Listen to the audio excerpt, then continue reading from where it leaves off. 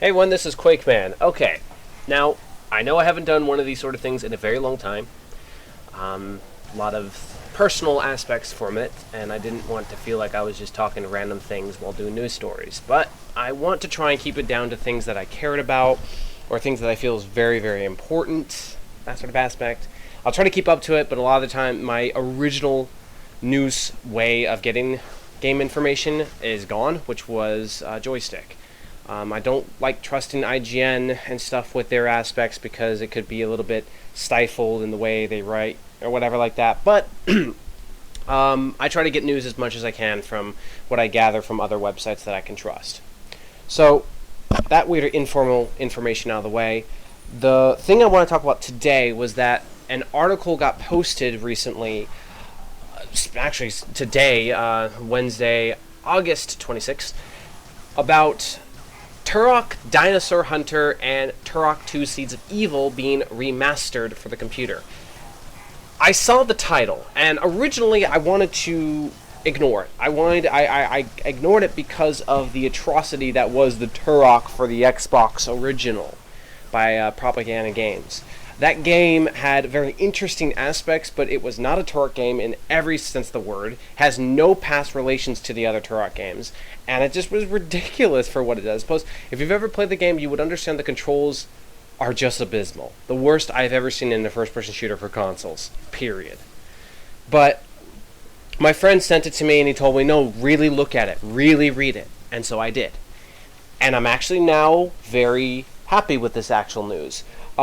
Basically, it is not a remake, it is not a redesign, it's not, based on what I'm hearing here, I hope it's true, but it doesn't seem like they're going to do an absolute redefinition, kind of like how Shadow Warrior came out recently was done, or The Rise of the Tribe by Interceptor Games. Those were redefined, redone games entirely.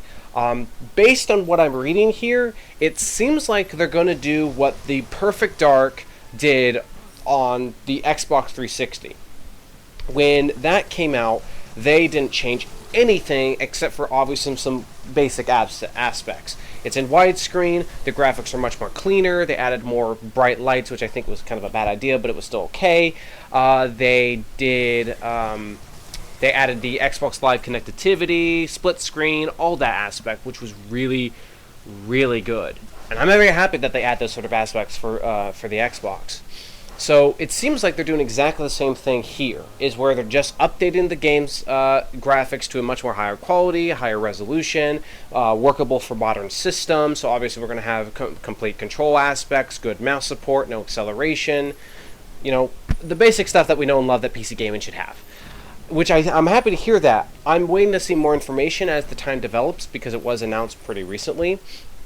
But so far, I'm happy with this. Turok is a very amazing game, as well as a bunch of other games made by the company Acclaim's lineup.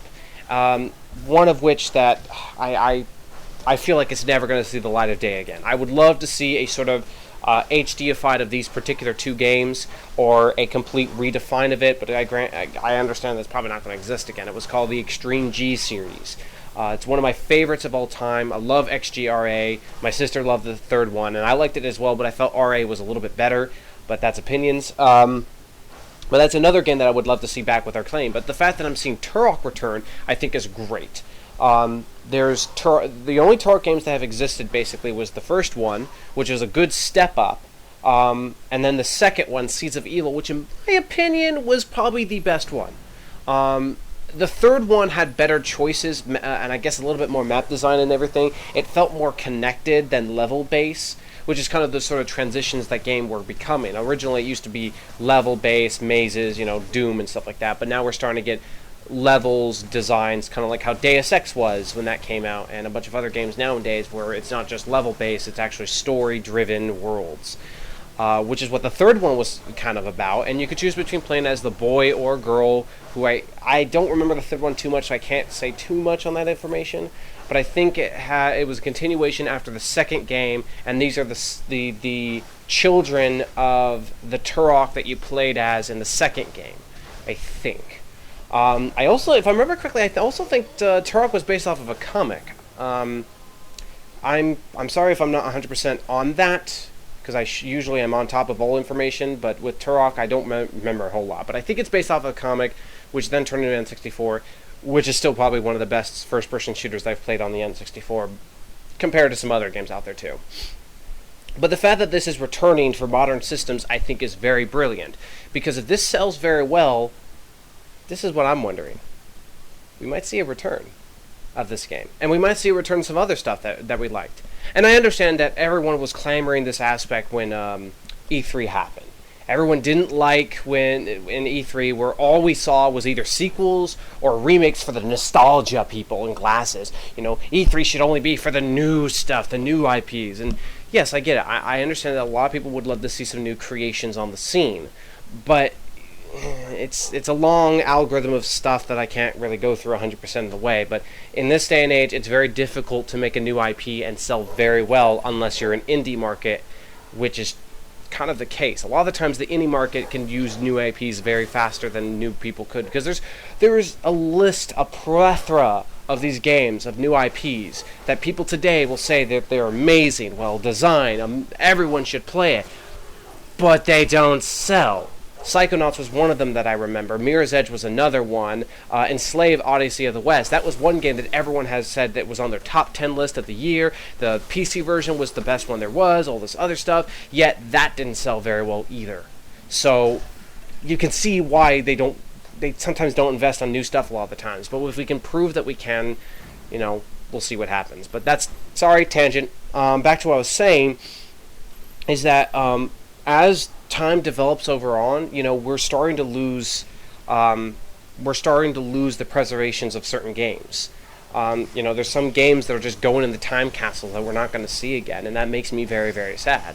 I mean, there are games that are starting to get exposure again. Thanks to Rare Replay, people can finally play one of my favorite Rare games, Jet vs. Gemini. I know everyone has, Conquer Bad Fur Day or Banjo-Kazooie. I'm sorry, for me, Jet vs. Gemini was one of the best ones that I loved from Rare. And the fact that that's coming back in circulation was great. So, with Turok coming back, that's awesome. Because now, hopefully, if no one's too judgy on the fact that graphics are old, people can enjoy a game that was amazing for modern systems instead of trying to track down an N64 cartridge, which I know most people today are going to say, oh, I don't want to play it because the graphics look like crap, and it runs at 50 frames per second. So, at least this one, people can play it in a modern way, but of course there's probably going to still be out there who's going to be all elitist about the graphics.